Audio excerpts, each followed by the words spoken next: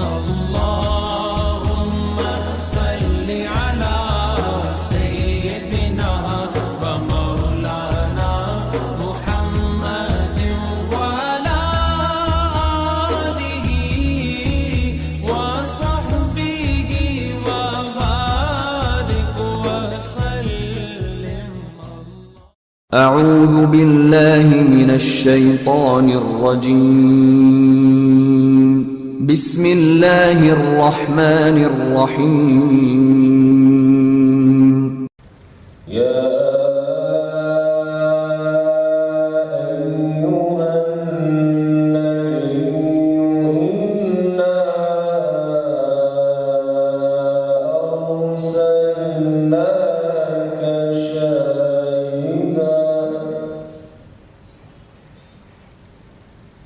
شاهدا ومبشرا ونذيرا.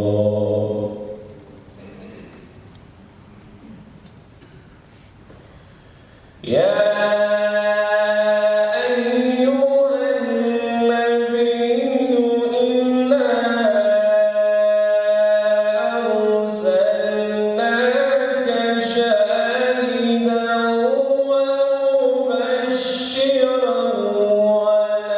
ونذيرا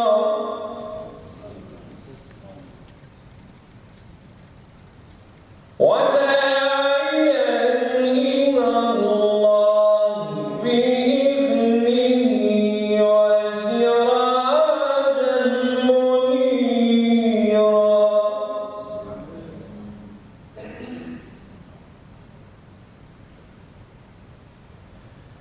يا أيها النبي إنا أرسلناك شاهدا ومبشرا ونذيرا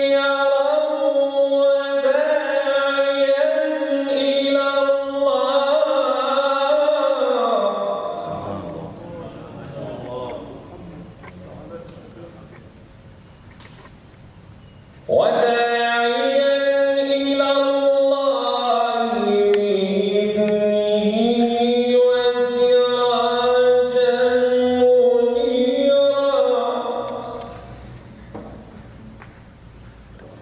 وبشر المؤمنين بأن لهم من الله فضلا كبيرا.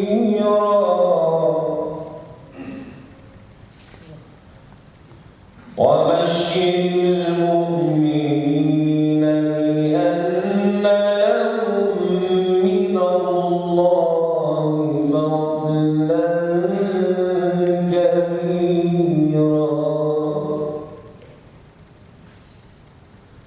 ولا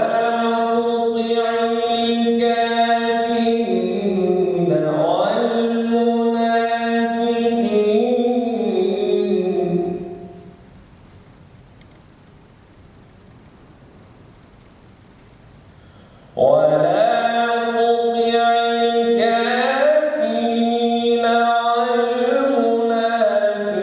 والمنافقين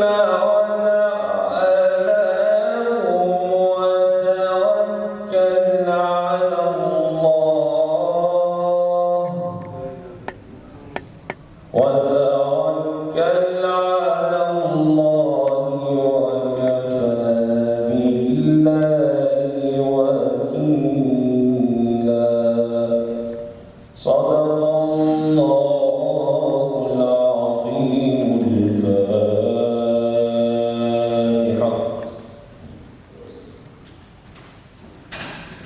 Jazakallah, subhanallah.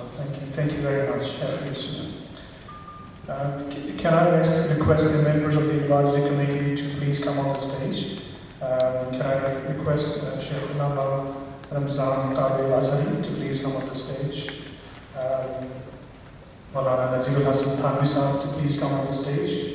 Sheikh Ahmad Hussain to please come on the stage. And I would also request Sheikh Yusuf to please come on the stage as well. At this stage, I would like to welcome our brothers from Indian Muslim Association, whom I can see here. Thank you very much for coming. With this, I will request Maulana Nazir Hasan Thanvi Sahib for the nasheed. Assalamu alaikum wa rahmatullahi wa barakatuh.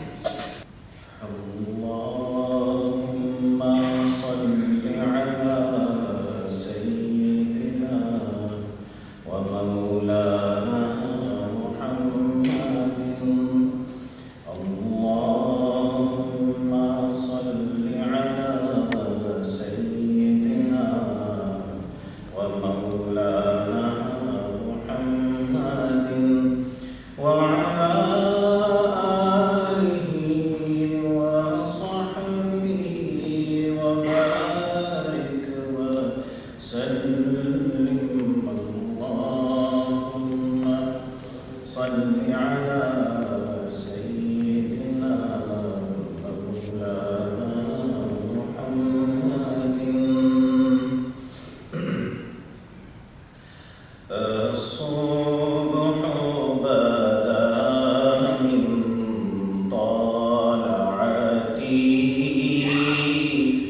والليل دجى من وفرته. الصبح بدا من طلعته والليل دجى من وفرته.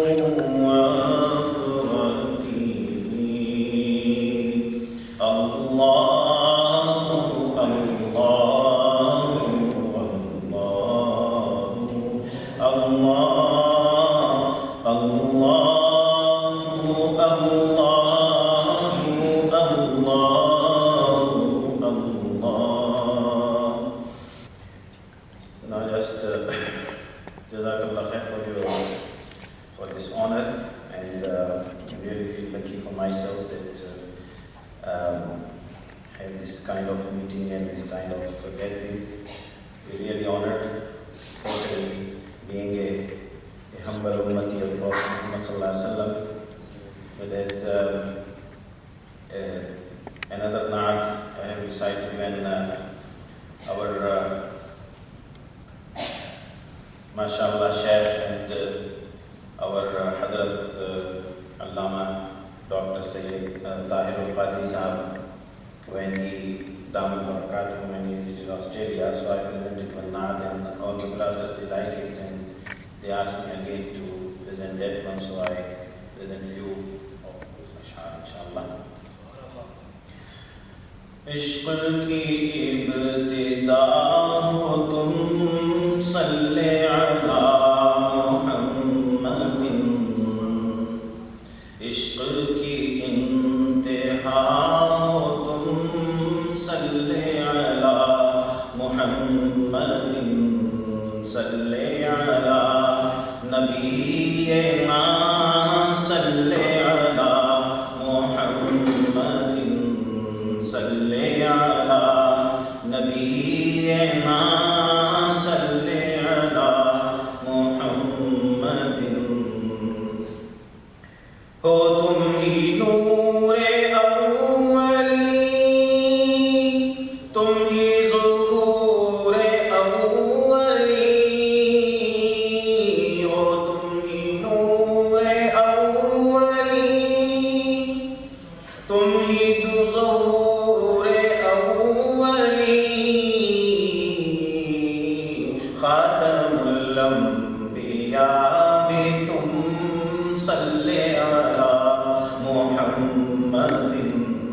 صلی علی نبینا صلی علی محمد. صلی علی حبیبنا صلی علی محمد. روح کی آرزو بھی تم، آنکھوں کی جستجو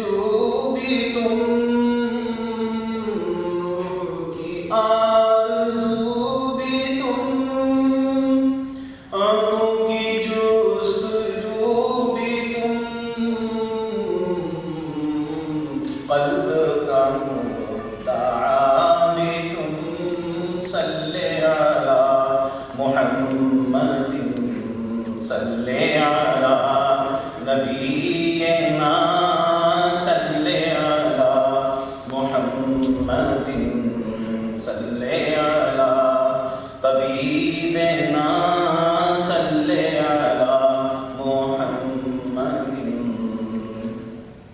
راز ہے یہ عیان کچھ بھی نہیں نہال راز ہے یہ عیان کچھ بھی نہیں نہال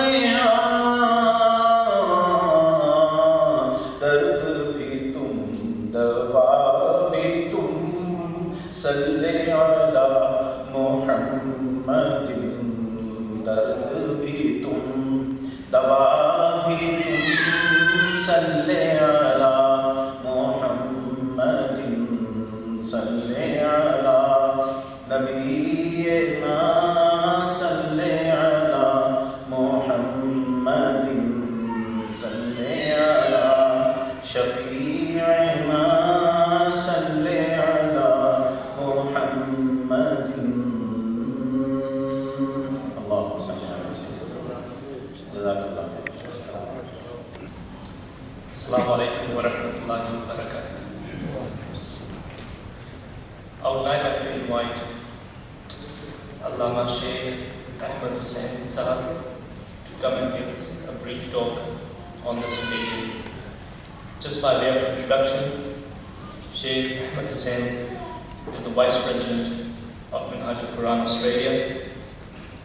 He completed his Masters in Islamic Studies from Darul Uloom Muhammadiyah Gausia in Pakistan. He is currently doing his PhD in Comparative Religion here in Australia. He also has received special ijazah from Shaykh al-Islam Dr. Muhammad Tahir al-Qadri. Without further ado, I would like to welcome Sheikh Ahmed Hussain Sahab. الحمدللہ رب العالمین والعاقبۃ للمتقین والصلاة والسلام علی سید الانبیاء والمرسلین اما بعد فاعوذ باللہ من الشیطان الرجیم بسم اللہ الرحمن الرحیم فَكُلُوا مِمَّا رَزَقَكُمُ اللَّهُ حَلَالًا طَيِّبًا وَاشْكُرُوا نِعْمَةَ اللَّهِ إِن كُنتُمْ إِيَّاهُ تَعْبُدُونَ صدق الله مولانا العظيم وقال الله تبارك وتعالى في مقام آخر بسم الله الرحمن الرحيم لقد من الله على المؤمنين إذ بعث فيهم رسولا صدق الله مولانا العظيم إن الله وملائكته يصلون على النبي يا أيها الذين آمنوا صلوا عليه وسلموا تسليما اللهم صل على سيدنا ومولانا محمد وعلى آل سيدنا ومولانا محمد وبارك وسلم وصل عليه الصلاة والسلام عليك يا رسول الله الصلاة والسلام عليك يا سيدي يا حبيب الله انتہائی قابل احترام محترم المقام شیخ علامہ محمد رمضان قادری اور حضرت مولانا نذیر الحسن تھانوی پریزیڈنٹ تحریک منہاج القرآن سڈنی آسٹریلیا ڈاکٹر شمس العارفین میرے معزز بزرگوں دوستوں ماں اور بہنوں ہم سب اللہ کے حضور شکر گزار ہیں کہ اللہ نے ہمیں اپنے پیارے حبیب حضرت محمد مصطفیٰ صلی اللہ علیہ وسلم کی امت میں شامل فرمایا. آج کی مین سپیچ شیخ محمد رمضان قادری صاحب کی انگلش میں ہوگی اور مجھے حکم دیا گیا ہے میں اردو میں کچھ عرض کروں. جو آیت کریمہ میں نے تلاوت کی ہے اس میں اللہ تبارک و تعالیٰ ارشاد فرماتے ہیں کہ اللہ نے جو تمہیں نعمتیں عطا فرمائی ہیں ان میں سے اللہ کی نعمتوں کو کھاؤ پیو، اللہ کی نعمتوں کا استعمال کرو، اور پھر جس خالق نے تمہیں یہ نعمتیں دی ہیں اس کا شکر ادا کرو۔ تو دوسری آیات میں تلاوت کی، اس میں اللہ فرماتے ہیں بے شک تحقیق اللہ نے مومنوں کے اوپر بڑا احسان فرمایا، بڑا کرم فرمایا کہ انہیں اپنا رسول عطا فرمایا۔ تو دونوں آیتوں کو، دونوں آیات کو اگر جمع کیا جائے تو اس سے یہ بات سمجھ آتی ہے کہ اللہ کی جتنی بھی نعمتیں ہیں ان پہ اللہ کا شکر ادا کرنا یہ اللہ پہ ایمان کا تقاضا ہے۔ وہ نعمتیں اگر ہم گننے بیٹھے تو لا تعداد ہیں، ہماری عمر ختم ہو جائے لیکن اللہ کی نعمتوں کا شمار نہیں ہو سکتا۔ لیکن ہماری جان اس دنیا میں ہمارے لیے بہت بڑی نعمت ہے، ہماری اولاد بڑی نعمت ہے، ہماری صحت ہمارے لیے اللہ کی بڑی نعمت ہے، ہمارے ماں باپ ہمارے لیے اللہ کی نعمت ہیں۔ یہ ساری اللہ کی نعمتیں اپنی جگہ بڑی اہم ہیں، لیکن حضور صلی اللہ علیہ وسلم کی ذات مبارکہ وہ ایسی ذات ہے جو اللہ کی نعمتوں میں سے سب سے بڑی نعمت ہے۔ اللہ نے جتنے بھی فضل کرم انسانوں کے اوپر فرمائے ہیں ان میں ٹاپ آف دی لسٹ حضور صلی اللہ علیہ وسلم کا اس دنیا میں تشریف لانا، اور آپ کے وسیلے سے ہمیں پھر قرآن، اسلام، رمضان جو ساری نعمتیں عطا ہیں۔ حضور صلی اللہ علیہ وسلم کے میلاد کے اس مہینے میں پورے عالم اسلام میں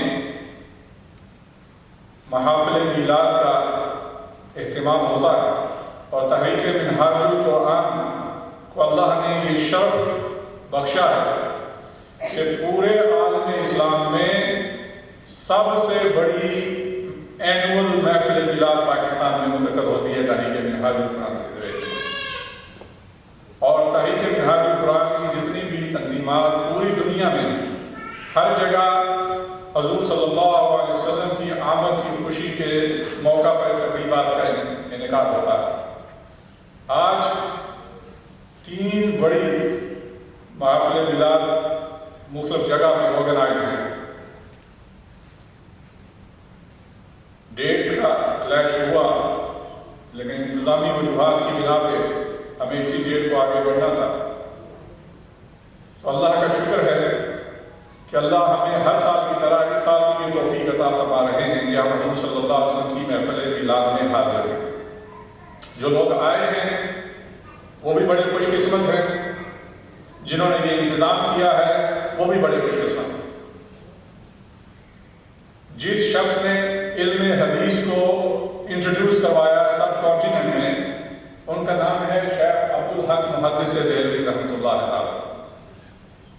انہوں نے اپنے اللہ سے دعا کی، آخری عمر کی یہ دعا ہے ان کی کہ یا اللہ میں نے نمازیں بھی پڑھی، روزے بھی رکھے، حج بھی کیے، تیرے دین کی خدمت بھی کی، باری تعالیٰ شاید میری نیت کے فساد کی وجہ سے میری نماز اس قابل نہیں کہ تیری بارگاہ میں پیش کر سکوں، شاید میرے روزے بھی اس قابل نہیں کہ تیرے شاہیان میں کہہ سکوں روزے رکھے، شاید میرے حج بھی اس قابل نہیں کہ تیری بارگاہ میں پیش کرنے کے لائق ہوں، لیکن یا اللہ میری ایک عبادت ایسی ہے جس کے اوپر مجھے تیری رحمت کے وسیلے سے بھروسہ ہے کہ وہ میری عبادت ضرور قبول ہوگی، اور اس کا ذکر خود ہی کرتے ہیں یا اللہ وہ میری نیکی اور وہ میری عبادت وہ ہے کہ جب بھی تیرے حبیب کی میلاد کا مہینہ آتا ہے تو میں 12 ربیع الاول کی صبح کو سحری کے وقت کھڑے ہو کر تیرے حبیب کی بارگاہ میں صلاۃ و سلام پیش کرتا ہوں۔ یا اللہ مجھے امید ہے کہ تو میری یہ نیکی نہ صرف قبول فرمائے گا بلکہ اس نیکی کے وسیلے سے میری دوسری عبادات بھی قبول فرمائے گا۔ تو یہ ہے جنہوں نے دین اسلام کو انٹروڈیوس کروایا، اور کس طرح انہوں نے محبت رسول صلی اللہ علیہ وسلم کو بھی ساتھ انٹروڈیوس کروایا۔ یہی منہاج القرآن کا مشن ہے کہ اللہ تک پہنچنے کا راستہ رسول اللہ صلی اللہ علیہ وسلم سے ہو کے جاتا ہے، اور اگر رسول اللہ صلی اللہ علیہ وسلم سے محبت کا تعلق عشق کا تعلق کمزور رہا تو پھر اللہ سے تعلق بھی نہیں بن پائے گا۔ اور دوسری طرف منہاج القرآن یہ بھی کہتا ہے کہ صرف عشق رسول کی بات کرنی، صرف نعت کی بات کرنی، صرف قوالی کی بات کرنی، لیکن نماز ضائع ہوتی ہے تو ہوتی رہے، روزے چھوڑتے ہیں تو چھوڑتے رہیں، یہ بھی اسلام نہیں ہے۔ منہاج القرآن دونوں چیزوں کے درمیان بیلنس کی دعوت دیتا ہے کہ نماز پنجگانہ بھی ادا ہو، روزے بھی ادا ہو، حلال اور حرام کا فرق بھی قائم رہے، اور حضور صلی اللہ علیہ وسلم کے ساتھ پکی اور سچی محبت کا اظہار بھی ہوتا ہے۔ صاحب مطالع المصلات شیخ محمد بن مہدی الفاسی رحمۃ اللہ تعالی لکھتے ہیں کہ جس شخص کو حضور صلی اللہ علیہ وسلم کا ذکر سن کے، آپ کے معجزات سن کے، آپ کی صفات سن کے جس شخص کے سینے میں ٹھنڈ نہیں پڑتی، وہ سمجھ لے کہ اس کے سینے میں دھڑکنے والا دل کسی مسلمان کا دل ہے۔ تو یہ محفلیں جو سجائی جاتی ہیں یہ اسی لیے سجائی جاتی ہیں کہ ہم حضور صلی اللہ علیہ وسلم کے کمالات کا جب ذکر سنیں، آپ کے معجزات کا جب ذکر سنیں، آپ کی شانوں کا جب ذکر سنیں، تو ہمارے دل میں آقا کی محبت پھر سے تازہ ہو جائے۔ اور آقا کی محبت تازہ کرنے کا وجہ کیا ہے، ضرورت کیا ہے؟ ضرورت یہ ہے کہ جب آقا صلی اللہ علیہ وسلم کی محبت دل میں تازہ ہوگی، آپ سے عشق اور محبت کا رشتہ مضبوط ہوگا، تو ہمارا تعلق اللہ سے مضبوط ہوگا۔ ہمارے دل میں وہ پیغام جو رسول اللہ صلی اللہ علیہ وسلم لے کے آئے، اس پیغام کے ساتھ تعلق پیدا ہوگا۔ یہی مقصد ہے۔ میلاد تو ایک ہی دفعہ ہوا، لیکن ہر سال جب میلاد کا اہتمام کرتے ہیں تو ہم اپنے آپ کو یہ یاد کراتے ہیں کہ دیکھو رسول اللہ صلی اللہ علیہ وسلم نے دنیا میں کیا لے کر آئے، کیا چینجز لے کر آئے، کیا نیا انٹروڈیوس کروایا۔ تو حضور صلی اللہ علیہ وسلم کی ذکر کی بات کرنا، آپ کی نعت سننا، آپ کے فضائل سننا، یہ سب ایمان کو تازہ کرنے کا ذریعہ ہے۔ حضرت حسان بن ثابت رضی اللہ تعالیٰ نے جب سنا کہ مکہ کے جو شاعر تھے وہ حضور صلی اللہ علیہ وسلم کے خلاف پوئٹری لکھ رہے ہیں، شعر لکھ رہے ہیں، تو انہوں نے حضور کی شان کی ایک نعت لکھی عربی میں، جو سب سے پہلی نعت پڑھی گئی یا لکھی گئی، سب سے پہلی نعت ایک صحابی نے لکھی اور وہ حضور صلی اللہ علیہ وسلم کے سامنے پڑھ کے سنا۔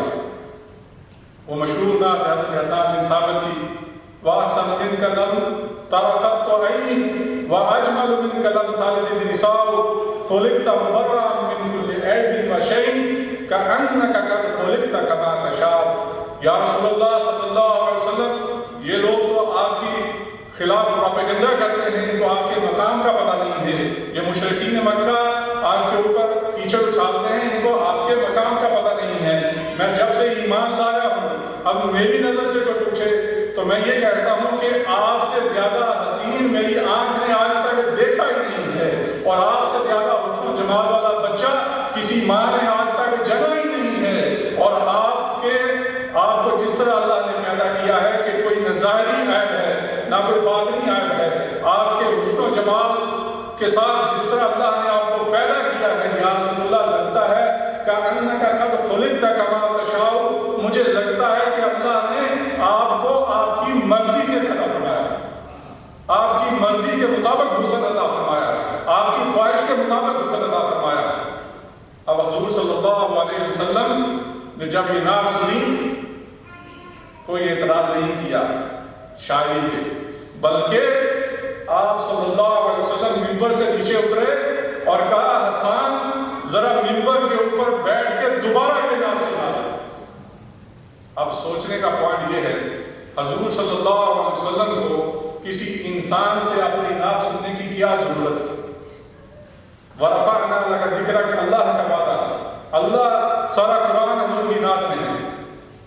تو پھر حضور صلی اللہ علیہ وسلم نے جو حکم دیا دوبارہ حضرت حسان بن ثابت کو، اس سے حضور صلی اللہ علیہ وسلم ہمارے لیے یہ چیز واضح کرنا چاہتے تھے کہ قیامت تک آنے والے مسلمانوں، میں تمہارے لیے یہ واضح کر دینا چاہتا ہوں کہ نعت کہنا یہ سنت صحابی ہے، لیکن نعت سننا یہ سنت مصطفیٰ ہے۔ آپ نے نیچے بیٹھ کے نعت سن کے سننے کو سنت بنا دیا اور پڑھنے کو صحابی کی سنت بنا دیا۔ تو اس لیے جو نعت پڑھتے ہیں وہ بھی مبارکباد کے مستحق جو نشید پڑھیں گے انشاءاللہ ابھی ہم ان سے سنیں گے وہ بھی مبارکباد کے مجھ سے کہیں، اور جو سنتے ہیں وہ بھی سنت مصطفیٰ ادا کریں۔ یہ کیوں ہے؟ اس لیے کہ نبی صلی اللہ علیہ وسلم کا ذکر سنتے رہنا، انبیاء کا ذکر سننا، ان کے کمال سننا یہی ہے اسلام بھائیو۔ اسی سے اسلام کی سمجھ آتی ہے۔ قرآن پاک کے اندر کتنی آیات ہیں؟ 6666 آیات ہیں قرآن پاک میں۔ بعض دنوں میں مطالبہ ہوتا ہے کہ زیادہ نبی کی تعریف، نماز کی بات کرو، یہ کرو۔ نماز کے علاوہ کوئی چارہ نہیں ہے، نماز فرض ہے، کوئی ڈاؤٹ نہیں اس میں۔ ساری چیزیں اپنی جگہ امپورٹنٹ، لیکن میں بات اس اینگل سے کر رہا ہوں کہ نبی کی محبت صلی اللہ علیہ وسلم کی بات کرنا اس دور میں بہت ضروری ہو چکا ہے۔ علامہ اقبال کا شعر کیا وہ نظم کے آخری اشعار ہے نا، عہد ما از حال ما بگا نہ کر، از مقام مصطفیٰ بگا نہ کر۔ اس زمانے نے، جس زمانے میں میں رہ رہا ہوں، اس نے ظلم یہ کیا ہے کہ مجھے اپنا راز، اپنا سیکرٹ انسان کا جو ہے اپنا مقام وہی بھلا دیا ہے۔ کیوں؟ کہ میرا تعلق اور مصطفیٰ کا مقام میرے دل سے ہٹا دیا ہے۔ تو وہ یہ کہنا چاہتے ہیں مقام مصطفیٰ صلی اللہ علیہ وسلم جب تک عالی مرتبہ مقام اپنے دل کے اندر نہیں بٹھاؤ گے، ایمان مکمل نہیں ہوتا۔ 6666 آیات ہیں قرآن پاک میں، لیکن ان 6666 میں سے صرف 1500 اور کچھ آیات ایسی ہیں جو نماز، روزہ، حج، زکوٰۃ کی بات کرتی ہیں، مسائل شریعہ کی بات کرتی ہیں۔ آؤٹ آف 6000 6500 سے زیادہ آیات ہیں، لیکن صرف 1500 ہیں جو نماز روزے کی بات کرتی ہیں۔ باقی جو 5000 یا زیادہ آیات ہیں اس میں انبیاء اور اولیاء اللہ کے واقعات کا ذکر ہے۔ کسی جگہ اولیاء کے مقام کا ذکر ہے، کسی جگہ صحابہ کہف کا ذکر ہے، کسی جگہ ان اولیاء صحابہ کہف کے اولیاء کے نسبت سے ان کے کتے کا ذکر ہے، کسی جگہ اماں ہاجرہ کے صفا مروا پہ دوڑنے کا ذکر ہے، کسی جگہ حضرت اسماعیل علیہ السلام کا چھری کے نیچے لیٹنے کا ذکر ہے، کسی جگہ ابراہیم علیہ السلام کا نارے نمرود میں جانا اور زندہ باہر نکل آنے کا ذکر ہے، کسی جگہ حضرت عیسیٰ علیہ السلام کے معجزات کا ذکر ہے، کسی جگہ موسیٰ علیہ السلام سے اللہ کا کلام کرنا اس کا ذکر ہے، کسی جگہ حضور صلی اللہ علیہ وسلم کے معراج کا ذکر ہے، کسی جگہ حضور صلی اللہ علیہ وسلم کی کالی زلفوں کا ذکر ہے، کسی جگہ حضور صلی اللہ علیہ وسلم کے مکے کے اندر چلنے کے انداز کا ذکر ہے، کسی جگہ حضور صلی اللہ علیہ وسلم کے رحمت للعالمین کا ذکر ہے، کسی جگہ حضرت خضر علیہ السلام کا ذکر ہے، کسی جگہ یہ سارا قرآن پاک میجورٹی آف آیات یہ انبیاء اولیاء کے ذکر سے ہی بنی ہے۔ تو اس لیے یہ سمجھنا، یہ سوچنا کہ اولیاء کا ذکر کرتے رہنا، انبیاء کی صفات کا ذکر کرتے رہنا شاید یہ دین سے ہٹ کے کوئی چیز ہے۔ دین اصل میں ہے ہی یہ۔ حضور صلی اللہ علیہ وسلم کی حدیث کوٹ کر کے جانا چاہوں گا کہ بتانے لگا ہوں حضور لے کے کیا ہے، شام کی بات ہم نے کر لی، صفات کی بات ہم نے کر لی، حضور صلی اللہ علیہ وسلم لے کے کیا ہے دنیا کے لیے، ان کی تعلیمات کا نچوڑ ایک حدیث کی صورت میں پیش کرتا ہوں جس کے الفاظ کچھ میرے ذہن میں محدب نہیں ہیں۔ ایسے ہے کہ حضور صلی اللہ علیہ وسلم نے پوچھا اَيُّ الشَّجَرَةِ لَا تُسْقِطْ أَوْرَاقَهَا عَلَى الْأَرْضِ، وہ کون سا درخت ہے جس کے پتے زمین کے اوپر نہیں گرتے، وہ کون سا درخت ہے جس کے پتے زمین کے اوپر نہیں گرتے؟ صحابہ کرام خاموش رہے، یا رسول اللہ، اللہ و رسول عالم، کون سا درخت ہے؟ سارے درختوں کے پتے زمین پہ گرتے ہیں۔ سوچنے پہ مجبور ہوئے، حضور صلی اللہ علیہ وسلم نے خود ہی جواب دیا، فرمایا وہ درخت جس کے، اور پورا سوال جو آپ نے کیا وہ اس طرح تھا، وہ کون سا درخت ہے جس کے پتے زمین پہ نہیں گرتے، اور وہ مسلمان درخت ہے۔ حضور صلی اللہ علیہ وسلم نے فرمایا مسلمان درخت ہے، پتے زمین پہ نہیں گرتے۔ تو حضور نے فرمایا کہ وہ کھجور کا درخت، خود ہی جواب دیا کھجور کا درخت ہے۔ اب یہ تو بات سمجھ میں آتی ہے کہ پتے زمین پہ نہیں گرتے، وہ کھجور کا درخت ہے، لیکن حضور صلی اللہ علیہ وسلم نے کھجور کے درخت کو مسلمان کیوں کہا وہ مسلمان درخت ہے؟ اس کے اوپر علماء نے کئی تشریحات کی ہیں، اور اس میں حضور صلی اللہ علیہ وسلم کی ساری تعلیمات کا نچوڑ بھی ہے۔ حضور ہمیں یہ سکھانا چاہتے ہیں، یہ مثال دے کے، یہ ایگزامپل دے کے کہ کھجور کا درخت جو ہے وہ مسلمان ہے، ایک مسلمان کو کھجور کے درخت کی طرح ہونا چاہیے۔ وہ کھجور کا درخت خود دھوپ میں جلتا ہے لیکن مسافروں کو سایہ دیتا ہے۔ وہ کھجور کا درخت خود پانی کی وجہ سے، پانی کی کمی کی وجہ سے اس کا ٹرنک ڈرائی رہتا ہے، لیکن وہ پانی جو بھی اس کو زمین سے ملتا ہے وہ کھینچ کے اپنے ٹرنک میں نہیں رکھتا بلکہ سیدھا کھجوروں کو دے دیتا ہے تاکہ کھجوریں فریش رہیں اور کھانے والوں کا بھلا ہوتا رہے۔ تو حضور صلی اللہ علیہ وسلم نے جو کھجور کے درخت کی مثال دے کے کہا یہ مسلمان درخت ہے، ہمیں یہ سمجھایا کہ ایک مسلمان کو کھجور کے درخت کی طرح ہونا چاہیے کہ خود تکلیف اٹھائیں، دوسروں کے کام آئیں، خود نقصان میں رہیں، دوسروں کے نفع کی بات کریں، خود تکلیف اٹھا لیں، دوسروں کو فائدہ پہنچائیں۔ یہی حضور صلی اللہ علیہ وسلم کی تعلیمات کا نچوڑ ہے۔ اور 13 سالہ مکہ کی زندگی اور 10 سالہ مدینہ زندگی، یہ سارا حضور صلی اللہ علیہ وسلم کا اسی سے بھرا ہوا ہے۔ اگر آپ کا مذہب، اگر آپ کا دین، جس طرح کی انڈرسٹینڈنگ آپ رکھتے ہیں، اگر یہ جذبہ دل میں آ گیا کہ ہم دوسروں کے کام آئیں، ہم لوگوں کی ویلفیئر کے کام کریں، ہم لوگوں کے کام آئیں، تو سمجھ لیں حضور صلی اللہ علیہ وسلم کی تعلیمات کا جو مقصد ہے آپ کے دل میں اتر گیا۔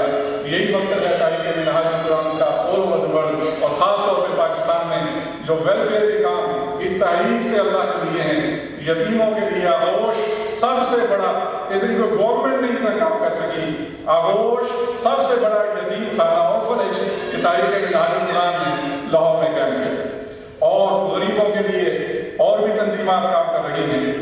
ہمارے پاس میں ابھی پہچانا جناب ڈاکٹر غلام اکبر خان صاحب تشریف لائے ہیں تحریک انصاف سے، تو یہ لوگ بھی کام کر، جتنی بھی تحریکات ہیں کام کر رہی ہیں، جتنے بھی لوگ کام کر رہے ہیں، یہ نہ سمجھو کہ یہ دنیا داری ہے بلکہ یہ اسلام کی تعلیمات ہی کا اصل مقصد ہے۔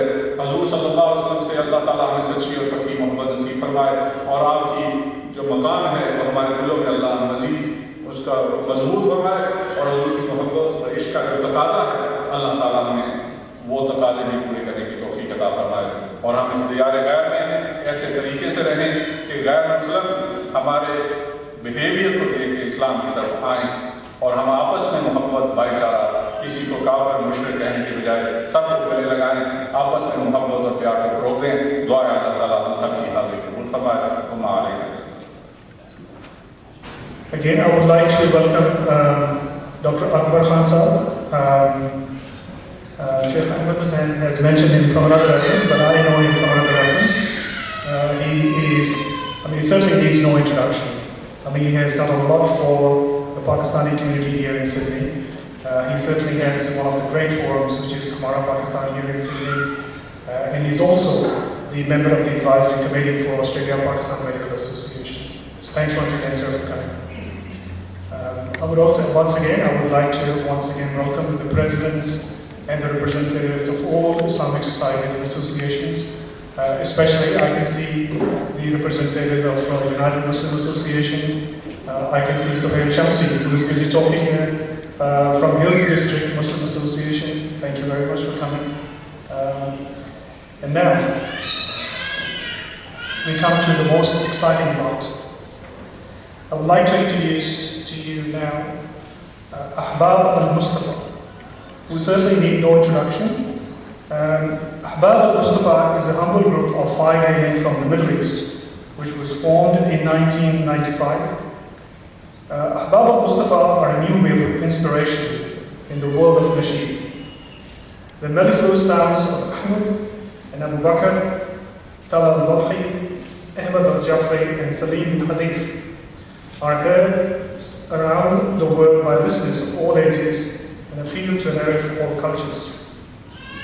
To date, they have released many albums in their 40-year-long career, and amongst them are the timeless classics such as Al-Burda, The Shimmering Light, and the unforgettable, which is named as The Time of Dawn. As well as commercial success, Ahbab al-Mustafa have also taken part in many auspicious events and have performed in front of highly distinguished guests such as the viewing foreign minister Sheikh Abdullah bin Zayed at the award-winning ceremony in Dubai.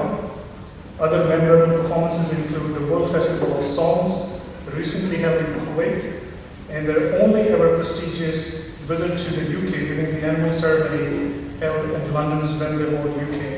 And not to forget the performance which they gave last week in Melbourne, that was again, was just spectacular. So without further ado, I would like to welcome again the brothers from Baba Mustafa for the mission. إن الله وملائكته يصلون على النبي يا أيها الذين آمنوا صلوا عليه وسلموا تسليما اللهم صل على سيدنا محمد النبي الأمي وعلى آله وصحبه وسلم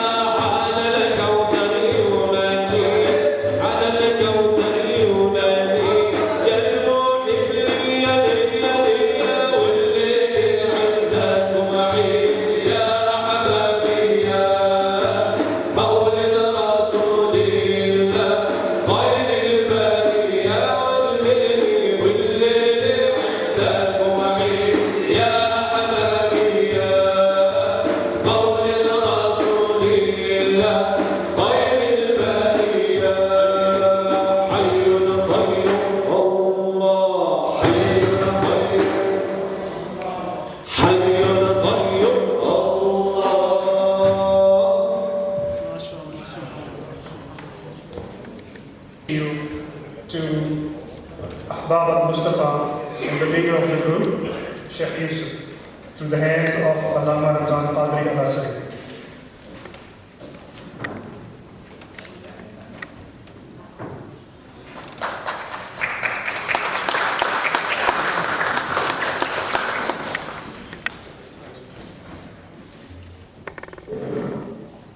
They have been very kind to us. They always come whenever we request them, and you can see their performance.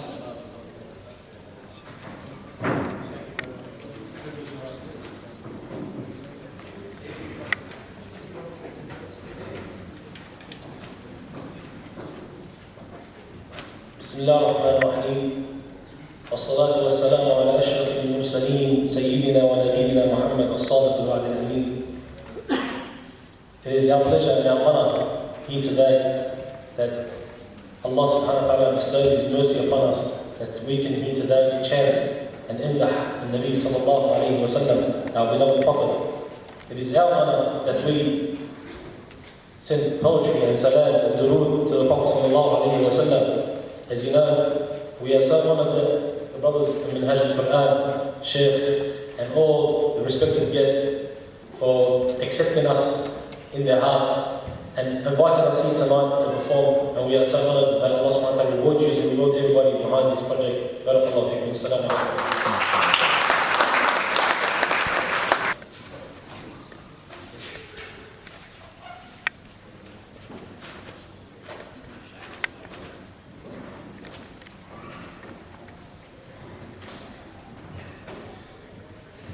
So, brothers and sisters in Islam, we have a small introductory movie to show you now before we move forward.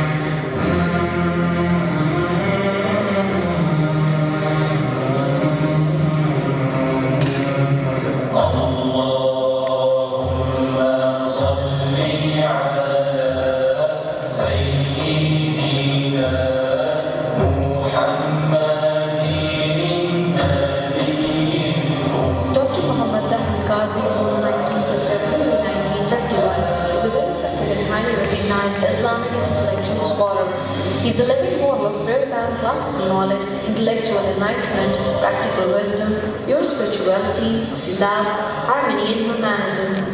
He got worldwide recognition with the issuance of historical Islamic decree, the Fatwa, against terrorism from London in 2010. He is also the founder and patron-in-chief of Minhaj al-Quran International, which is a famous non-governmental organization working on hundreds of social and education projects in Pakistan and in 90 countries across the globe. He has been addressing numerous subjects including Hadith, Tafsir, Fiqh, Theology, Sufism, Sirah, Islamic philosophy, and teaching many of the rational and traditional sciences to thousands of people that includes ulamas, scholars, shuyukh, students, and intellectuals in the East and the West. He has authored around 1,000 works, of which 400 are published works which are available in Urdu, Arabic, and English languages, and has delivered more than 7,000 speeches on Islamic, spiritual, and scientific issues. While thoroughly grounded in the classical tradition of Islam, his learned instructions and creative interpretation of the religion provides refreshing perspectives on the role of Islam in contemporary world and bring the revival of Islamic sciences based on research work on Quran and Hadith in the light of contemporary issues and challenges. Ever since, the concept of jihad has been central to the debate over Islam's relationship with faith and extremism. Sheikh al-Qadri also gives thought to jihad and points out that apart from its historical call to war, it also has a totally different spiritual meaning. The same word has been used. When they radicalize the youth, they brainwash them, and they inculcate wrong ideas in their minds about Islam. By misinterpretations of certain teachings of Islam, they misinterpret the word of jihad. Whatever they are doing, this is act of killing, act of brutality, act of terrorism, they give the name of jihad. Wrongly, they give name of jihad to these acts. Whereas jihad is for good. Jihad is for restoration of peace. Jihad is to struggle for spreading knowledge. Jihad is struggle to remove the evil of your inner self.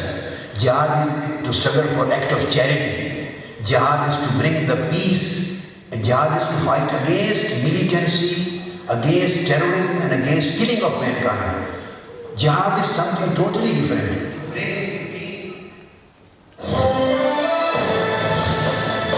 It's not something you often hear from a leading Muslim scholar, a fatwa, a religious declaration that unequivocally states terrorism and suicide bombings are the biggest enemies of Islam. But that was issued by Sheikh Mohammed Tahir al-Qadri in London. As CNN's Paula Newton reports, it's a message that many have been waiting for since 9/11. Terrorism is terrorism. Violence is violence. It has no place in Islamic teaching. As you saw, Minhaj al-Quran International is spearheaded by Dr. Tahir al-Qadri, who has been serving the Muslim community around the globe for almost 3 decades, and perhaps one of the most funnest scholars, with the traits of godly man and a model of Iqbal's Mard-e-Momin, an exemplary and inspirational figure for God-loving Muslims all over the world. He is an influential scholar with a brilliant mind and deep insights into thoughts and understanding of Quran. Profound theological understanding and clarity of his speech have adhered him to masses, both ordinary and elite. Shaykh al-Islam captures the hearts and minds of his listeners as a great revivalist and a preacher, which created loyalty and inspirited in millions who have come forward to join his hands and his organization, Minhaj al-Quran International, the world over. His beautiful message of Deen is simple, which illuminated the hearts of millions with nothing but the divine consciousness and the love of Holy Prophet sallallahu alaihi wasallam, and his message of peace, love, and tolerance. He is the chairperson of Minhaj al-Quran International, Chairman Board of Governors of Minhaj International University, and has authored over 1,000 books and has delivered so far more than 10,000 lectures the world over in several languages. He is a great role model for scholars and leaders and has mentored several scholars, of which we have one today in the form of Sheikh Muhammad Ramzan al-Qadri al-Azhari. Shaykh al-Islam has given a detailed and a very categorical fatwa on terrorism, as you just saw, that demonstrates the awfulness of terrorism and proves beyond doubt that one who is involved in such a heinous crime has nothing to do with the religion of Islam. This has earned him praise from both Muslims and non-Muslims, and presentations at several international media channels, universities, and parliaments. I must mention that we also got the opportunity to launch this fatwa in Australia in 2011 in all the state parliaments, including the New Zealand National Parliament, when he visited in 2011, and which was attended by several leaders from both government and the opposition. Really, it is not easy to imagine the portrait of a man full of patience, discipline, and sacrifice, and that is the reason Minhaj al-Quran International is now working in more than 90 countries around the globe, which emphasizes on both peace, social, cultural, and religious refinement. It has more than 500,000 paying members around the world, who are always an example of commitment, dedication, and generosity. In 2011, Minhaj al-Quran International has also been recognized by his work by United Nations for its social and cultural reforms around the world. Brothers and sisters, without further ado, I would like to welcome our final speaker for today, Allama Sheikh Ramzan al-Qadri al-Azhari, who has studied various disciplines under Shaykh al-Islam Dr. Muhammad Tahir al-Qadri for over 10 years, covering a wide range of classical texts. These include Al-Shifa of Qadi al-Iyaz, Fawd al-Kabir of Imam Shah Waliullah, and numerous other texts, especially in the field of spirituality where he covered the Mathnavi of Maulana Rumi. His other teachers include Shaykh al-Hadith, Miraj al-Islam, and Mufti Abdul Qayyum Hazari, under whom he excelled various Islamic disciplines. Shaykh Ramzan possesses various ijazah from his teachers, particularly certain unique and elevated chains from Shaykh al-Islam Dr. Tariq al-Qadi. Shaykh Ramzan al-Azhari is a gifted and prolific speaker and has numerous students across the world. Many qualified scholars from Jamia al-Islamiyya and Minhaj al-Quran are from among his students. The Shaykh is a recent graduate of Al-Azhar University, Cairo, where he completed intense studies in various disciplines. Shaykh was based in Manchester for the last 7 years, where he taught traditional sciences at Farghana Institute, and he currently resides in Australia, in Melbourne, and is the director of Minhaj al-Quran Victoria. And we are privileged to have him every month over here when we have our Al-Qadr. So please welcome Shaykh Muhammad Ramzan Al-Qadri al-Azhari. نحمده ونصلي ونسلم على رسوله النبي الأمين الكريم الرؤوف الرحيم. أما بعد فأعوذ بالله من الشيطان الرجيم. بسم الله الرحمن الرحيم. فالذين آمنوا به وعزروه ونصروه واتبعوا النور الذي أنزل معه فأولئك هم المفلحون. صدق الله مولانا العظيم. Dear respected President of Minhaj al-Quran Australia, Dr. Shamsul Arifin Sahib, and Vice President, dear respected Allama Ahmad Hussain Sahib, and all of the organizers of this Mawlid conference, and all of the participants, dear brothers and sisters. Alhamdulillah, Allah subhanahu wa ta'ala has raised us among the people and followers and ummah of the Prophet Muhammad, peace be upon him. And through him, he Jalla Jalaluhu has blessed us whatever we need in this world and the world hereafter.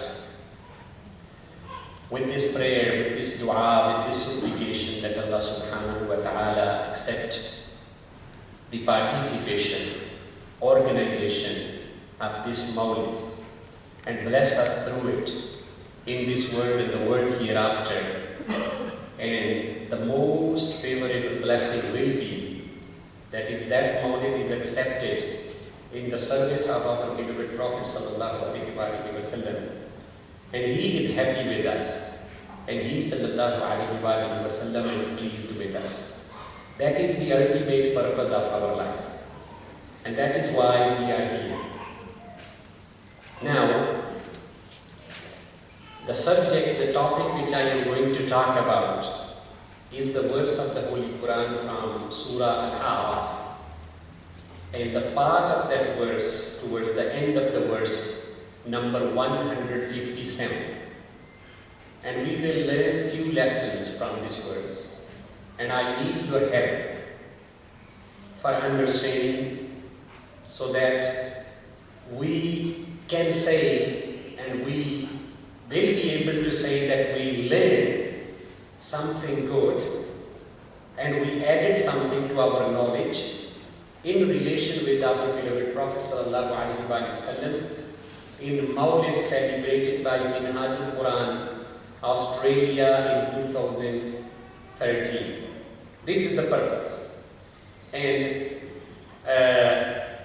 I have been asked to speak in English, and I started it to speak in English, but I can realize that there are many brothers and sisters they can understand Urdu, and so I need to ask you, what do you want from me? Shall I continue in English, or do you want to speak in Urdu, or do you want me to speak in mix? Mix is a little bit difficult, you see. So sometimes switch becomes so difficult that it can fuse and diffuse the situation. So, what is your suggestion? What do you want? Those they say speak in English, they put their hands up. And those they want to do, can they put their hands up? Okay, put your hands. But there are majority, they don't want any language. They don't want Urdu, they don't want English. Because I can see there are people, they don't want anything. So, inshallah, I think I will say a few words towards the end in Urdu as well, so that we understand the message. And the second thing which I would like to mention that it is about Maghrib time. So today we will read Maghrib inshallah in about 20-25 minutes. Is that okay? There is time after prayer, don't worry about it. So this is our responsibility, and this is I am saying. The time after Maghrib prayer is, remember, keep in mind that the minimum time and the maximum time of the prayer. I tell you first that the minimum time of the Maghrib prayer is 1 hour 18 minutes, and that is in winter. Here in Australia it will be June, July and August, and that is minimum time is 1 hour 18 minutes, and the maximum time which is in the summer, and that is 1 hour 36 minutes. And the prayer time will start at 8, 1 hour 36 minutes mean that until 9:30 or 9:15 we will be able to pray the Maghrib prayer, but we will not delay it so much because you see you have to do something more after the prayer as well. And you can understand that. Now, the verse number which I have said to you, I would like to listen it from you. It is Surah Al-A'raf, chapter 7, verse number 157. Chapter 7, verse number? Speak louder. I alone is louder than you all. 100? Now I can remove the mic if you want, but still I will be reaching to you. 157 is the verse number, and the part of that verse we will study today. And Allah subhanahu wa ta'ala has told us what should be our attitude and our character and our behavior towards our beloved Prophet sallallahu alaihi wasallam. And that is the message of today's moment. Allah subhanahu wa ta'ala has told us that who are successful people. The most successful people, not just in this world but the world hereafter as well. And those successful people has 4 characteristics, and all those 4 characteristics are revolving around the personality of the Holy Prophet sallallahu alaihi wasallam. As you have heard our brother Allama Ahmad Hussain before me, that there are 6,666 verses in the Holy Quran. How many? 6,666 verses. How many sixes? 4 sixes. There are 6,666 verses in the Holy Quran, and according to one understanding, there are only 500 verses which deals with the rulings of halal and haram, permissible and impermissible, forbidden and permissible. There are only 500. According to some scholars, there are 1,000, and maximum which a scholar has spoken about 1,500 verses, which are there to deal with the what is right, what is wrong, what is permissible, what is haram, forbidden, what is not permissible, and what is jaiz, what is not jaiz. These things are dealt with only 500 or 1,500 verses. Rest of the Holy Quran, which is more than 4,000 verses of the Holy Quran, they speak directly or indirectly about the Holy Prophet sallallahu alaihi wasallam. The first word of the Holy Quran is Alhamd. This is the first word, mean opening word. We don't say the first word or the word which begins with, because Quran has no beginning, no end. Quran is a circular experience. And the circle, if you draw the circle has no beginning, no end. Likewise, Quran has no beginning, no end. That's why Quran's first verse, first surah is not called the first surah, but it is called Al-Fatiha, the opening chapter of the Holy Quran. Once you opened yourself and the opening happened and you entered into the circle, then you will remain in the circle and you will keep there. So the opening word of the Holy Quran is Alhamd. As you say, Alhamdulillahi Rabbil Alameen. Alhamd. And Alhamd means praise. And Alhamd is the root word of Muhammad. So the Alhamd is the opening word of the book of Allah. And Muhammad is the first creation in the creation of Allah. And then whole Quran from Alhamd onwards, the whole Quran is interpretation of Alhamd. Alhamd is the title, Alhamd is the subject, Alhamd is the first word which opens the Holy Quran. And once that opening happened, Alhamdu, and after that, Lillahi Rabbil Alameen, Ar-Rahman Ar-Rahim, Maliki Yawmiddin, is all of the explanation and understanding and the exegesis and the translation and the meaning of word Alhamd. Likewise, Muhammad is the first creation, and the whole universe is the expansion and extension and explanation and exposition of the first creation of Allah, Sayyidina Muhammad sallallahu alaihi wasallam. That's why Iqbal rahimahullah says that this word has only two stages. Number one, there are people, they are looking at the Prophet, peace be upon him. They found the Prophet and they are looking at him. And there are people, they are searching Prophet Muhammad sallallahu alaihi wasallam. There is nobody else. Everyone, either he has found whatever it was possible for him, or he is searching. There is no third person. We are all in the search of Sayyidina Muhammad sallallahu alaihi wasallam. And Abu Bakr and Umar and Usman and Ali and all of the companions, they were able to see him. And there are people, they are still able to see the Holy Prophet sallallahu alaihi wasallam.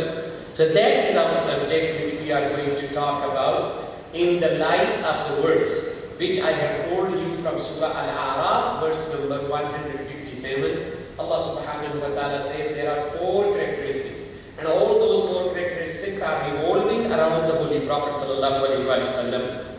So the ultimate objective of the life, of the success, is to make Allah pleased. The pleasure of Allah, to attain pleasure of Allah, to get pleasure of Allah subhanahu wa ta'ala is the ultimate objective of the life of a Muslim. And how that pleasure is achieved, how that rada of Allah, Allah's pleasedness, pleasure, is how that is achieved.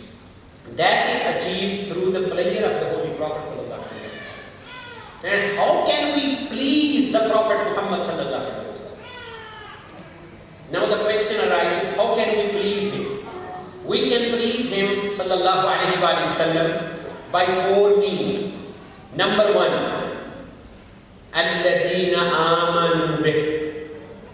Those that believe in him, means they love him. So the first thing is to love him. Through love of the Prophet we can please him. Number 2, wa'azzaruhu, and to honor and respect him. So second thing is to respect him. And the third, وَنَصَرُوهُ, and to help him. And the fourth is وَاتَّبَعُوا النُّورَ الَّذِي أُنزِلَ مَعَهُ, and to follow the light which was sent with him. Mean follow the Holy Quran and follow him. So there are 4 things which can give you the certificate of success. Number 1, to love him. Number 2, to honor and respect him. Number 3, to help him. And number 4, to follow. So this is the lesson which you need to memorize. I will repeat it so that you can memorize and say it with me. What is the first thing? Say it louder. Love him. What? Love him. Love who? The Prophet Muhammad, peace be upon him. Number 2, respect him and honor him. Number 3, help him. And number 4, follow him. Mahabbat Rasool, adab wa ta'zeem Rasool, nusrat Rasool, nusrat means help, and ittiba' Rasool. These are the 4 elements which makes the Muslim perfect and successful.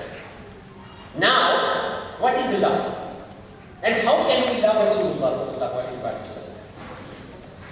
We can love the Holy Prophet sallallahu alaihi wasallam by many means, but there are very fundamental things which you need to have in your life. Number 1, you need to believe that he sallallahu alaihi wasallam is as effective as he was in his physical life. And he is as present as he was present in his physical life. And he is as guiding as he was guiding Abu Bakr, Umar and Usman and the companion. And the time of the Prophet, peace be upon him, is not over. So this is the first thing through which you can love, to believe that the Prophet, peace be upon him, is amongst us. And he sallallahu alaihi wasallam is as effective and alive as he was in his physical life. Without that, love cannot be materialized. Holy Prophet, peace be upon him, is the only personality in the whole world, in the whole universe, about who we know single and everything. We know the detail of his life. There are prophets who lived before him. They are mentioned in the Holy Quran. We believe in all of them. But if you look at the details of their life, you might not be able to find. But about Prophet Muhammad, peace be upon him, 1,400 years has been gone. And every year, throughout the world, everywhere in the world, the man who is mentioned again and again, the man who is sending benediction upon, and the man salawat is sent upon him every day, all the time, continuously, 24 hours, everywhere in every part of the world. You know, when the time of the Fajr is here in Australia, there are prayers time in the rest of the world. And the companion and the people, the Muslim, all over the world, they are remembering the Holy Prophet sallallahu alaihi wasallam. And they mention, we know what was his name. We know what was the name of his father. We know what was the name of his mother. We know where he was born. What year he sallallahu alaihi wasallam was born. How many years he lived in Makkah al-Mukarramah. How many years he lived in Madinah al-Munawwarah. These are the big details. These are the major details. But the details about the Prophet, peace be upon him, how he used to smile, how he used to sit, how he used to talk, how many horses he had, how many camels he had, what was in the pots, what was the more favorite drink of the Holy Prophet, what was the more favorite food of the Holy Prophet sallallahu alaihi wasallam, and when he sallallahu alaihi wasallam was passed away. All these details are there. Even the details are there that how many grey hairs he had in his beard, and how many grey hairs he has in his head, and what was his eyes look like, and how his eyes brows were, and how his lips were, and how his teeth were, and how many companions met with him, and how many wives he had, and what was his interaction with his wife. All of the details of that personality are preserved and recorded in the books, and from generation they will continue to be preserved and communicated to the coming generation until our time, and then until the day of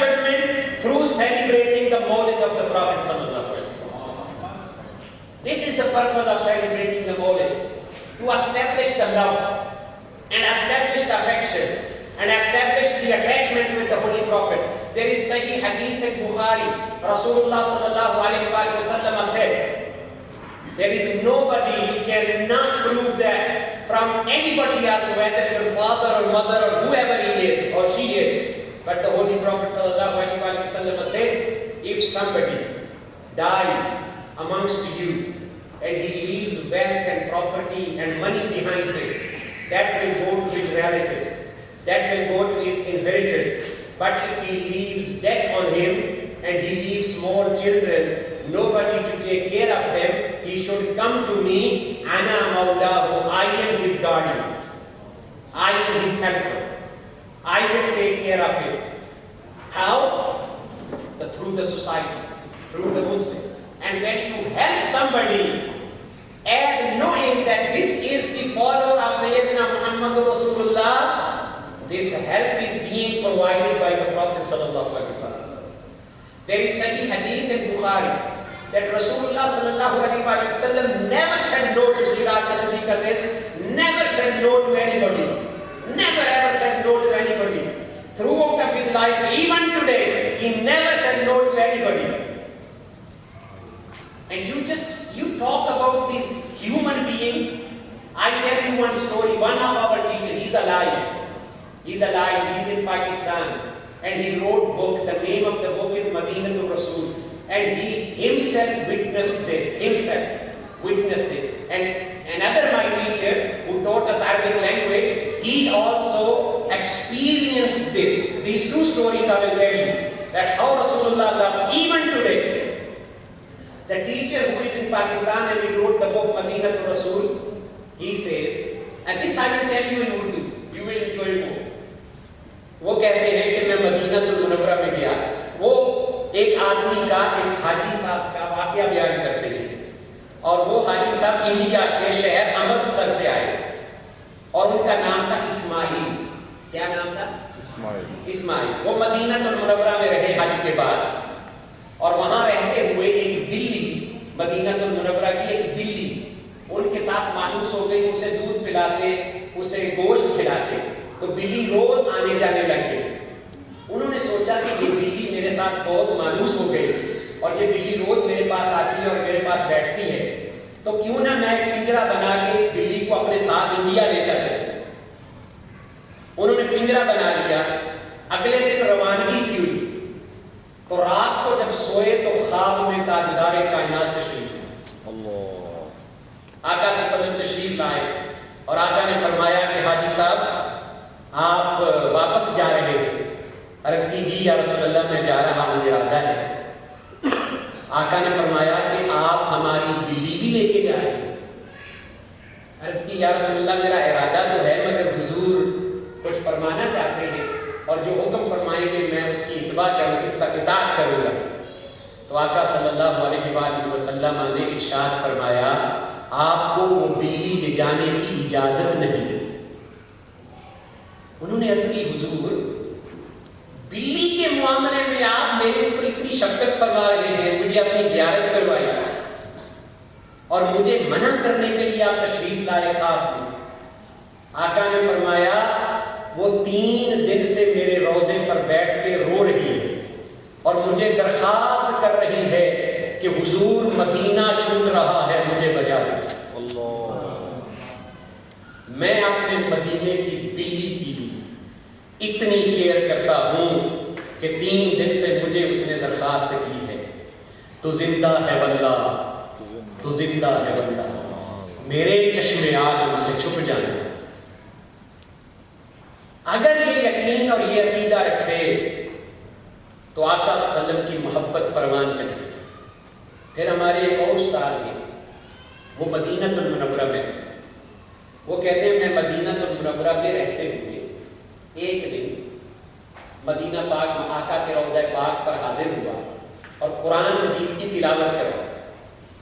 تو تلاوت میں کر رہا تھا اس طریقے سے کہ میری پشت حضور نبی اکرم صلی اللہ علیہ وسلم کی قبر انور کی طرف تھی. میرے ذہن میں خیال آیا کہ اے اللہ کے بندے, اگر اللہ کے رسول ظاہری حیات طیبہ میں ہوتے تو تو کیا پشت کر کے ان کی طرف یہ قرآن کی تلاوت کرتا.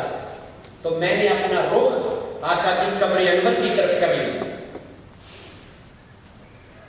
تو اگلے دن میں نے ارادہ کیا, یہ کام کر لیا. اگلے دن میں آیا, اپنے گھر آیا اور میں نے ارادہ کیا کہ اب میں عمرہ کرنے جاتا مکہ المکرمہ.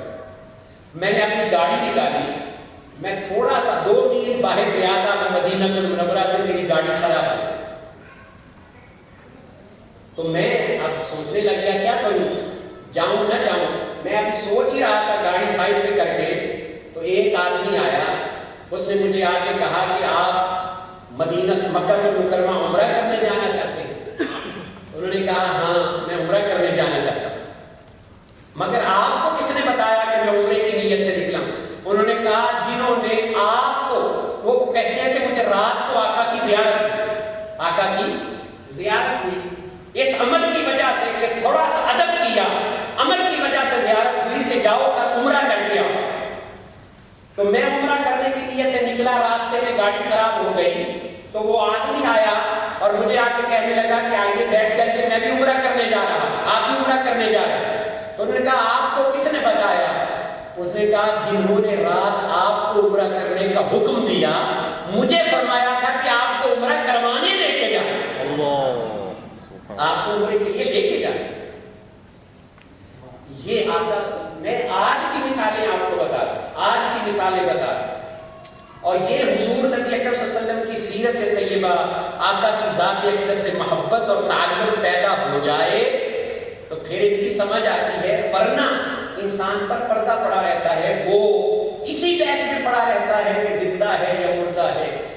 نہ آقا صلی اللہ علیہ وسلم اس دنیا میں اللہ کا پیغام عام کرنے کے لیے آئے, اور وہ پیغام جس طرح ابو بکر عمر کو دیا اسی طرح حضور نبی اکرم صلی اللہ علیہ وآلہ وسلم نے وہ پیغام ہمیں بھی پہنچایا, پہنچا رہے ہیں, تا قیامت پہنچاتے رہیں گے.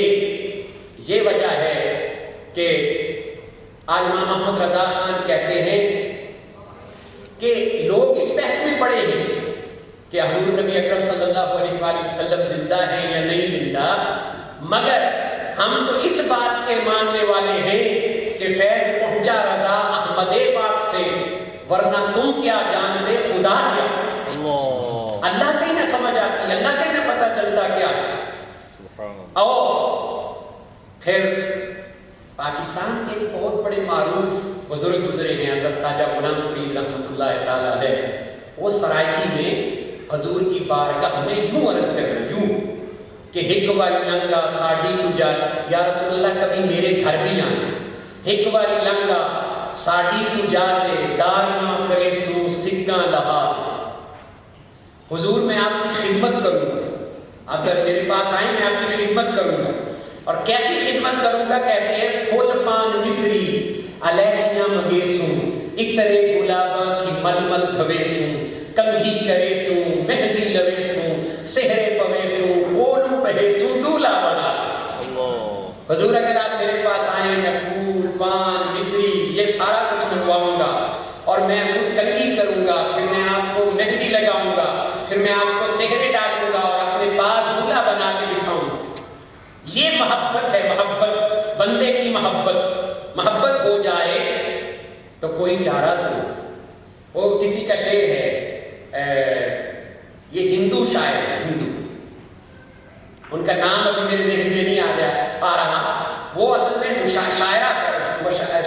مشارہ پڑھنے کے لیے گئے, لیٹ ہو گئے تو دروازہ بند کر دیا انہوں نے, نہ کیا مشارہ کا. اندر مسلمان بیٹھے تھے اور وہ شاعری کر رہے تھے. انہوں نے پیچھے باہر سے شعر لکھ کے بھیجا, پیار ہو جائے کسی سے کوئی چارہ تو نہیں, محمد پہ مسلم کا اجارہ تو نہیں. مطلب محمد صلی اللہ علیہ وسلم کی کسی نے ٹھیکہ داری تو نہیں دی رکھی. آقا صلی اللہ علیہ وسلم تو سب کے نبی, سب کے لیے رحمت للعالمین بن گیا. تو یہ کہتے ہیں یا رسول اللہ اگر آپ میرے پاس آئیں تو میں حضور آپ کی خدمت کروں. اور پھر عرض کرتے ہیں کہ حضور میں نے سنا ہے شملہ شہر ہے انڈیا میں, وہاں کے بانس بڑے اچھے ہیں اور وہاں حضور عصا پکڑ کے چلتے تھے نا, عصا سنگ پکڑ کے چلتے تھے. عرض کرتے ہیں یا رسول اللہ شملے تیاں سوٹیاں تے جے پور دے چیلے, جے پور شہر ہے وہاں کی پگڑیاں بڑی مشہور ہیں. حضور میں شملے سے سوٹیاں منگواؤں گا, عصا منگواؤں گا, جے پور سے پگڑیاں منگواؤں گا. اور حضور یہ تو معمولی چیزیں ہیں, لکھ لال نیلم تے پخراج ہیرے, میں لکھ لال نیلم پخراج ہیرے, منیا غریباں دل تعمیرے, جو چیز دیساں دیساں رجا. مانا میں نے غریب ہوں مگر جو چیز بھی دوں گا رجا. اور کہتے ہیں یا رسول اللہ لوگوں کی لاکھ خواہشیں تمنائیں ہوتی ہیں مگر میری ایک ہی خواہش ہے کہ ایہا سوال فرید دا من گھن, جند جان کٹ گھن, لٹ مال دھن گھن, مویاں دیاں خبراں آپ چل گھن, دل ٹھار ایسا مٹھا ہی اگاتے. حضور آپ میرے پاس آئیں, میں آپ کی زیارت کرنا چاہتا ہوں, آپ کو دیکھنا چاہتا ہوں, آپ سے اپنے دل کو ٹھنڈا کرنا چاہتا ہوں. This is the love and this is the attachment which need to be there, and that cannot be developed until you teach that to your children right from the beginning.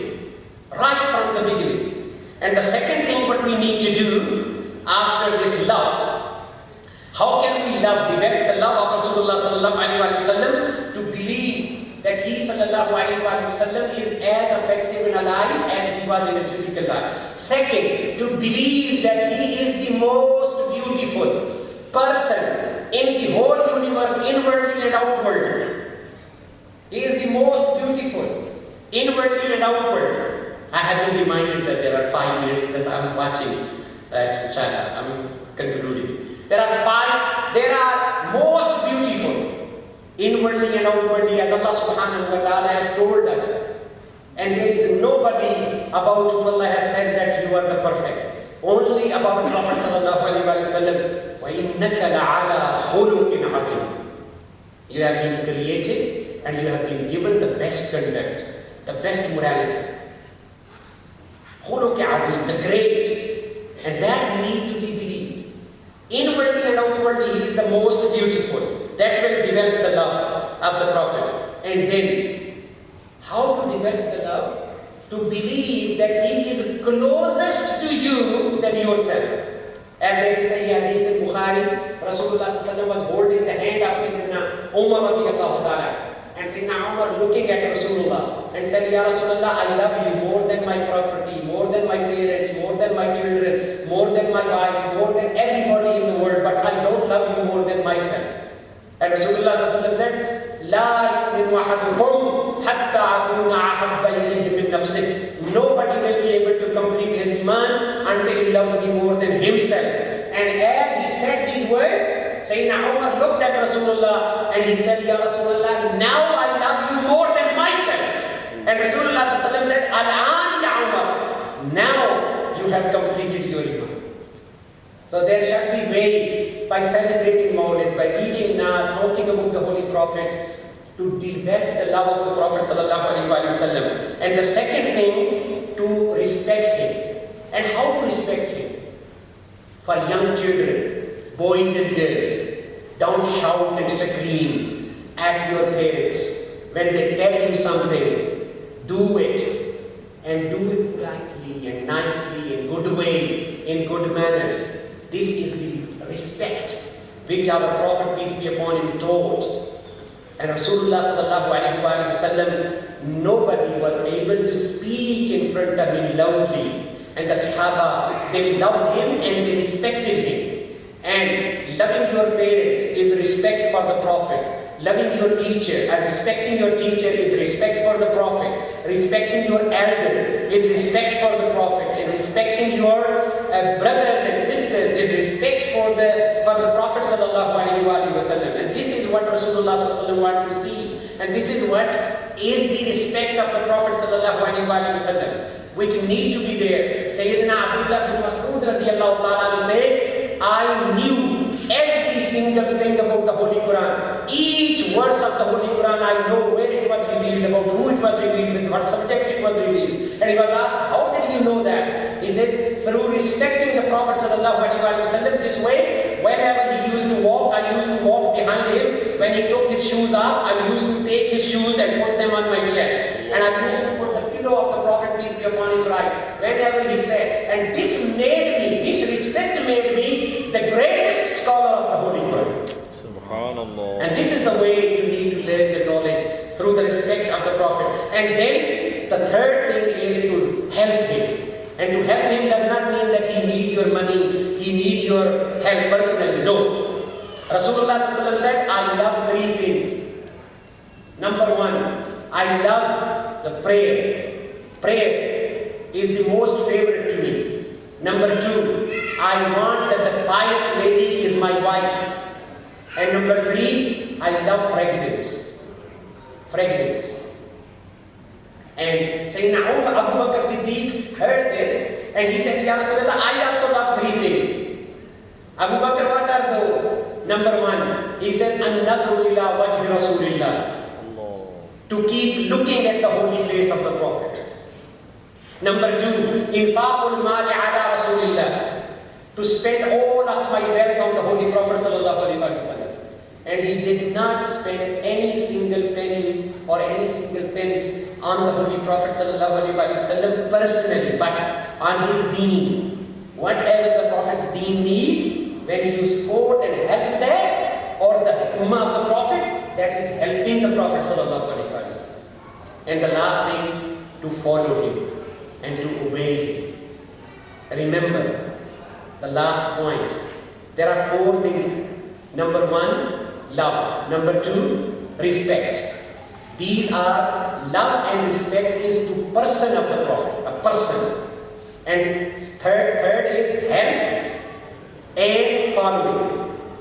What is the first thing? Love. And number two, respect. The person of the Prophet is before, then helping community and following the message. So there are people that fail to understand this. They have preferred the message and they have preferred the message and the Quran over the messenger and the one who brought the Holy Quran. But the order of the Quran is always prefer messenger over the message and always talk about messenger first, then go to message. But do not reverse it by talking about the message and then going to messenger. The Minhajul Quran is standing with this order. We always talk about the messenger sallallahu alaihi wasallam. You will listen even in the month of Ramadan to talk about the messenger of Allah and the messenger of the Islam and the messenger of the Holy Quran and the Prophet sallallahu alaihi wasallam. Talk about him, speak about him, learn about him, sit with him, and make your children to talk and learn about him first, and then talk about them. And talk about Islam after that. Love of messenger established in the heart will lead to the love of the message. So that is the message of today, and the message of Minhajul Quran, and the message of our Sheikhs and the Shaykh al-Islam. May Allah subhanahu wa ta'ala give us tawfiq to follow the messenger by loving him, by respecting him, by helping him, and by following him. Jazakumullah khairan. Wa ma alayna illa al-balagh.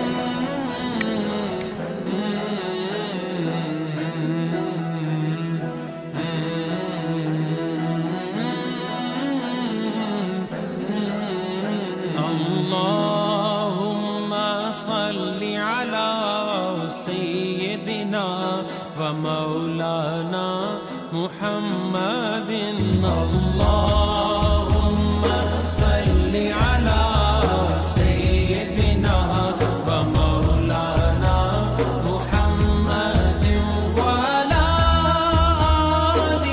آلہ وصحبہ وبارک وسلم.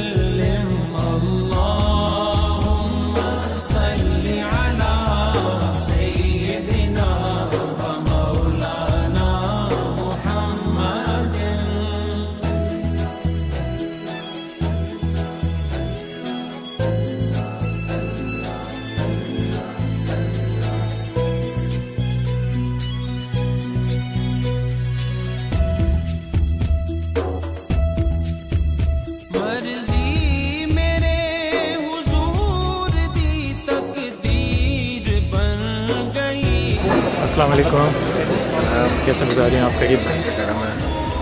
آپ کا بہت شکریہ programme میں آئے. کیسا لگا آپ کو پروگرام ہمارا؟ الحمد للہ یہ ہماری خوش قسمتی ہے، اللہ تعالیٰ نے ہم کو موقع دیا اس میں آنے کے لیے.